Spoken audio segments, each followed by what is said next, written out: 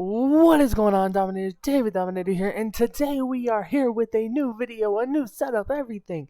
Now, I have finally figured out my mic issues. Well, sorta, somewhat, kinda, not really. It's a very difficult situation. I'll explain that real quick before we get into the video.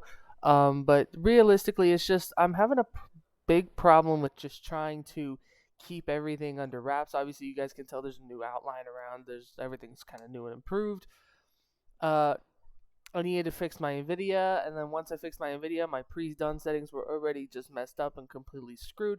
So that was really the big problem that I have, and then now there's still a problem when I'm playing games with people. They can't hear me when I use this. I had to plug it into my stereo. There's still problems there, but realistically, that's fine. It should be fine for this video. I checked it. You guys can hear me. The only question is, how long can I film this video without it being messed up? I don't think it should happen too much just because my NVIDIA is now fixed. Now, after ranting on that for a minute, this is why you clicked onto the video. The XFL 2022, baby!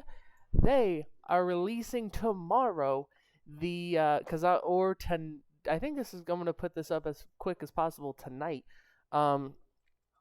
Tomorrow we're going to figure out the 8 teams for the XFL. And personally, I have ideas, and I think that most of them, it's.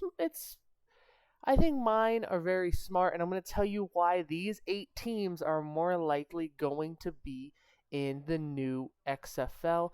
Obviously, if you guys don't know, XFL came back in 2020, was very successful until the pandemic. Then they had to switch ownership. I believe it was I think it was shortly later that year. I think it was October of 2020 or November. Danny Garcia, Dwayne Johnson, Redbird Capital, and I think there was one more, purchased the XFL and has slowly done stuff behind the scenes. The things I know now, they have partner deals with the ESPN, Disney, and stuff like that, which is really good because when it comes to the USFL, I've been watching it and I'm not that impressed. I get bored very easily. There's no fans in attendance except for with one team playing, which is the hometown team. I really just get bored of the USFL, but I never got bored of the XFL. So this is a good sign for them when they're going to get this new deal and this new TV deal with the ESPN. A lot more people could watch it. A lot more people could watch it from certain places. This should be fun. It should be very fun. They release coaches. I don't have coaches on staff right now, but I could remember Hines Ward was one of them. Bob Stoops was one of them. Like they are no joke. They're coming into play. I think the head coaches are very good, and I think the XFL will go more than just 1 year this time around. Now the big reason tomorrow they are announcing the XFL team, cities, logos. Everything's going to be released tomorrow, June 1st. I almost said January. June 1st. And it's good because we're coming down to a certain time. We know that in June, July, and I think a little bit in August, they're having showcases for players to come out, prove what they have, and I think that's pretty cool.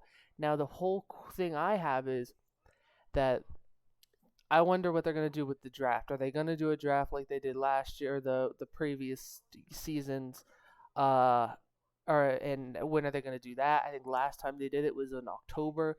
They would need to do it soon because then that way they could have OTAs. They could have training camp for more than at least a month. I think if you're going to draft your team, you need to build your team and have chemistry for at least 4 weeks. And a little more before they actually kick off. Obviously, play some scrimmage games and do all this fun stuff. So right now they're getting to the easy part actually, and probably the most important. Where are these teams gonna go? And I'm gonna kind of switch off real quick. I'm gonna switch to, I believe it's reaction. I have a new and improved setup, so obviously you guys can see it. Don't mind the video in the background.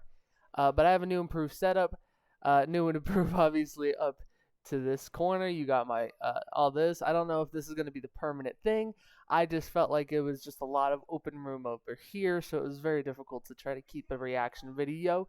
And I really wish I turned that down because it's so loud. But anyways, we're going to try to get past this, and I'll play this as we do it.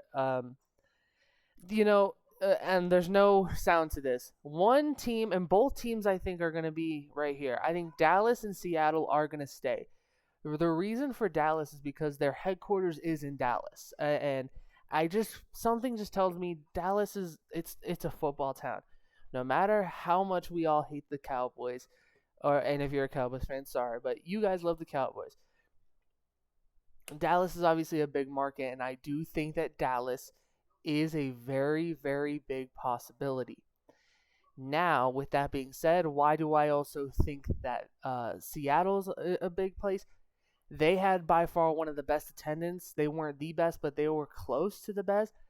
It's hard to sell out an NFL stadium. Like we saw it with the New York Guardians. They couldn't really sell out the stadium. Though it was pretty packed. There was people there. There's just not enough. There's just so much room and just not enough people invested into that team. So it did bring a little bit of concern to me. Seattle, they filled that arena up to the point where they, I think, almost had to go to the second level and try to do way more. Another team who's also on the screen that is definitely, I think, going to be there. You have to think St. Louis is a team. There's no way they can't be, right? I think St. Louis has to be a team just because of how great the fans were. The atmosphere was always great during the home games, and I think that if they have that again, it's a home run for them going there. And then there you go. So those are the three teams right now. Houston, I think, will be a team again because of how their success in the beginning of the league. A lot of fans base around there. Only concern I do have is that or the only reason why I do think they're going to go there is I guess I heard a rumor that they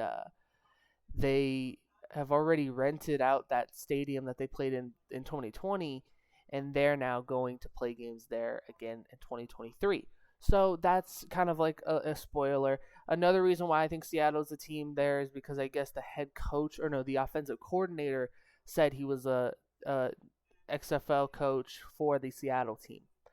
So there you go. There's four right there. Now the fifth one I heard is gonna be Orlando. So the Tampa team will probably move to Orlando. Who knows if they'll have a different name or if they'll just be the Orlando Vipers. Who knows? But I think Orlando was an option or was rumored, and there was a lot of stuff going with there. I think there was another situation where the head coach or the an offensive coordinator, defensive coordinator was like, "Hey, I'm going to be in the Orlando team." The same with San Antonio. I heard the same thing with San Antonio. I'm going to be the head coach for San Antonio. So right now we have three Texas teams, and I'm going to break down the divisions once I'm done telling the teams how I think this would work. It's not yet confirmed, and I will make a video tomorrow talking about all this and explaining, because I do want to do a lot of XFL content because I love the XFL. I follow it a lot, and I really think that this is my time to start kind of pumping out videos for it, especially if I can get this working, which so far it has, until it breaks now that I've said something. But so yeah, we have those teams. So what? We have Seattle. We have all Texas teams. I said Orlando. So what? We only have two more. Okay. So the other team that was rumored is the DC Defenders. I guess they were already going to work on they probably have to. The DC Defenders will probably have to. But I don't know. I think DC, I don't know if they really have to rebrand that much. I did hear that they were rebranding. I don't know exactly why, but they were rebranding. So I guess that's a possibility. It's not 100% confirmed, but out of all these teams that I'm saying, except for the last one, is pretty much confirmed now, or more likely. Now this one's the long shot, because think of it: how many teams you have in the East now? How many teams you have in the West? Now you can count. I think this is kind of stupid if you have three Texas teams, and then Seattle just over here in the corner, or better yet, you have Seattle over here just in the corner, and then you have all the Texas teams right here. Seattle will have to fly and have the worst schedule, but that's what happens when you put a team in Seattle or New York. You're going to have a longer flight to each team. So that's a problem for them. That's why I think Las Vegas is an option. Now, the reason why I think Las Vegas is an option for a few reasons. The Rock was just out here. Now, yeah, he's a movie star. He could be out here for a whole bunch of other reasons. He's a businessman, movie star. He could be out here doing anything. But I heard a little birdie that he has gotten in touch with the Raiders. The XFL gotten in touch with the Raiders to ask if they could use Allegiant Stadium. Now, I don't know if it was confirmed or denied, but it sounds like they are planning to come here. And seeing as how this was a week ago, it's already a set stone that they're going to play here. The question is where. Now, Allegiant Stadium isn't the only stadium that they could play in. They could play in Sam Boyd Stadium, which the original XFL team from 2001 played at. They could play there, or 2000, whatever. I wasn't born, so it doesn't matter. But that is a possibility in itself because why not? Sam Boyd, it's an old stadium, and I don't think they would last long in there. They would, and I wouldn't be shocked if the city said, "Hey, let's renovate it, and make it theirs." They could also play at there's a few other arenas out here that they could play in, but not good ones. So obviously they would probably want Allegiant, and they probably will get Allegiant, by the way, just because the season's in February. The Raiders won't care, so the Raiders will probably give it to them.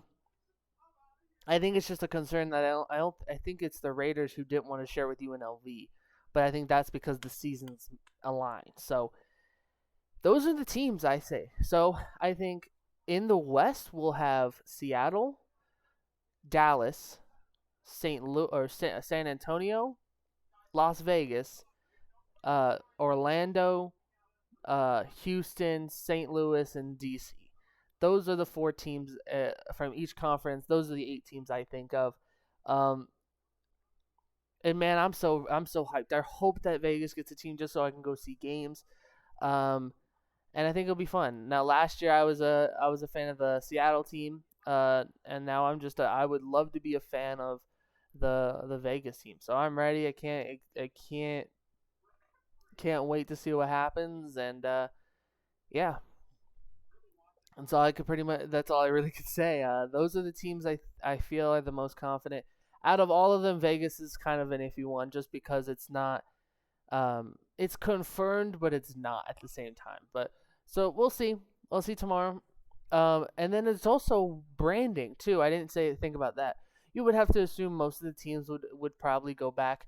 Houston's one of those teams where they have to probably do a full rebrand. They could still probably be called the Roughnecks, but the problem comes to logos because they got sued for their main logo because it looked too much like the Oilers, and then they got flack for their secondary logo because it got sued by the Patriots because it looked like the Patriots logo.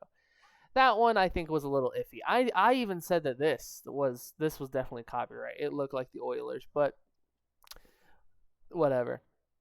In DC, if they're rebranding, I kind of don't like it just because I like this. I like the style they have now. Obviously, the Vipers would probably have to change a whole new meaning. They can keep the Vipers name just because Vipers, Florida, same. It's probably pretty much the same thing. But the question is the Orlando Vipers. Do they really want to keep that? Do they want to rebrand the colors? Do they want to keep the colors? Vegas will obviously probably. Something tells me I don't know if they still have the rights to it, but I feel like they would go Outlaws like they did originally, have that black, gold, and red colors, and I think you kind of have to do that, especially with the Vegas theme. Most of the new teams that come in now are black and gold and red. The Aces are an example of that. When they rebranded and came here, they had that gold, the Golden Knights colors, just mostly red. So yeah, I expect a lot of that to happen. So yeah, I can't wait. I think Seattle doesn't need to change too much. I think they could stay the Dragons. I think the Renegades could stay the way they are. The San Antonio team would obviously have to have a new style, but yeah, man, I'm excited and I cannot wait for tomorrow night. So if you guys want to just be aware of what's gonna happen and let's see what happens, man. So thank you guys for watching this video. If you guys liked it, comment down below. If you want more XFL content or just football content in general, now that this is fixed, I could do that. Yeah, here we go, man. I can't wait. Let's see what happens tomorrow. I will react to them tomorrow, and I'll I'll probably I'll try to have a little bit of a short mini video. That's another thing I'm gonna work on is these video lengths. Like this one probably shouldn't have been as long as it is, but we are gonna have a longer one, or we're gonna have a shorter one tomorrow. So be prepared for a shorter video. It should be less than 15 minutes, and I promise you that. So thank you guys for watching this video. Like this video if you liked it. Share, comment, everything, man. I can't wait. Dominate the world, Dominators, because David Dominator is out. Peace.